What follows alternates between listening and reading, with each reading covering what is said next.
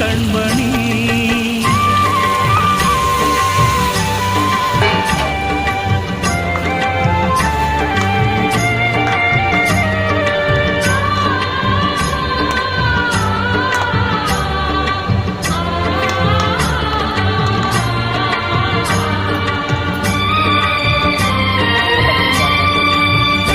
ஜென்ம ஜென்மங்கள் ஒன்றாக நாம் சேரணும், கண்ணே நான் காணும் ஆகாயம் நீயாகணும்.